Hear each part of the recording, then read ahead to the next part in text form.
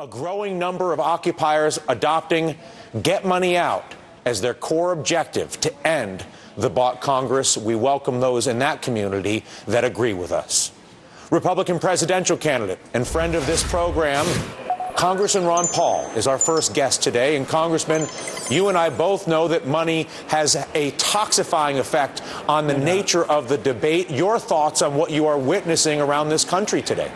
Well, there's no doubt that you're on to something because the money is a big deal. I deal with it on a personal sense that money doesn't influence me, and most people know that. I don't get to pack money, and the lobbyists don't come and bother me. But, boy, I think this is it. People are sick and tired of it.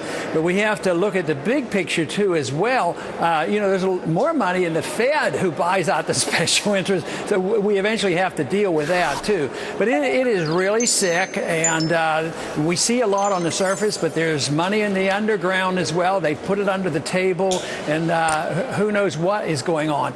But I think you touched on something when you talk about an auction. I think that is the right word. The government has so much to auction off, there's an incentive, so we have to deal with that incentive, too. So if they're passing on contracts and favoritism and you have the Fed involved, too, no wonder the people are upset. But, I find it interesting that they put up with it for a long time. A few of us were talking about it, but now everybody's starting to hurt. And, of course, I guess maybe that's what you have to wait for. If people get hurt and realize there's something very bad going on and we have to deal with it. So hopefully we can accomplish it and get back to sensible government. But I'm holding my breath but doing the best I can. You advised me. You and I did a recorded podcast, I don't know, a few months ago. And I asked you, Congressman, I said, what are we going to do about this, about the way the wind is blowing? And you said, well, somebody's got to change the air. It looks like the air is changing. Boy, there's no doubt about it. These demonstrations, this is something that you and I have talked about before, but I've written about this too and talked about it in my speeches, that I expected this to come because I thought the country would eventually go broke. And we are at that point, and then the pie is shrinking, and then those people who want to influence government and make demands, they get louder and louder.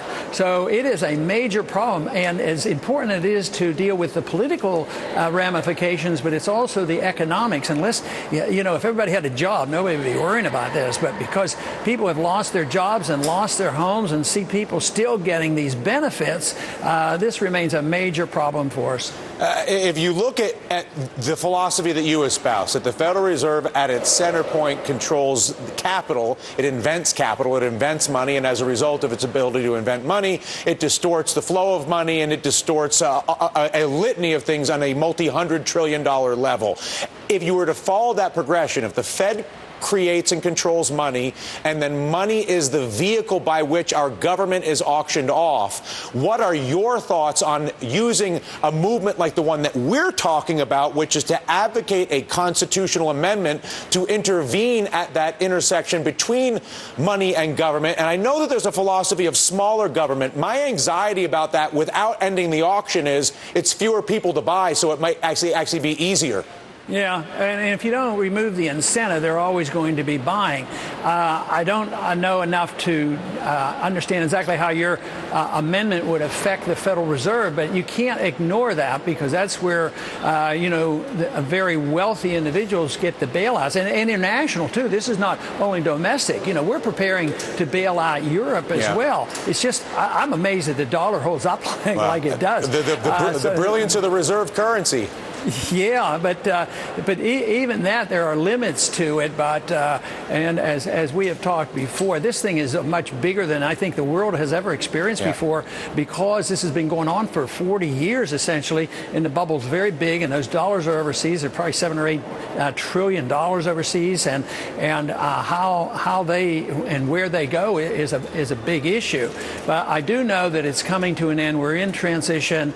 We need the reforms. We need to show how money is the big deal up here, how it's influenced it, and we have to get this auction turned off because we have too much to lose if we don't do something. It's insane. I would be grateful if you would consider reviewing the amendment at some point and coming back and offering us your thoughts, maybe an endorsement or an indictment, depending on your thoughts. I want to give you obviously the time to give it some consideration. Okay. I'll look at it carefully. Thank you. Thank you, Dr. Paul. Ron Paul. Thank you, sir. Again.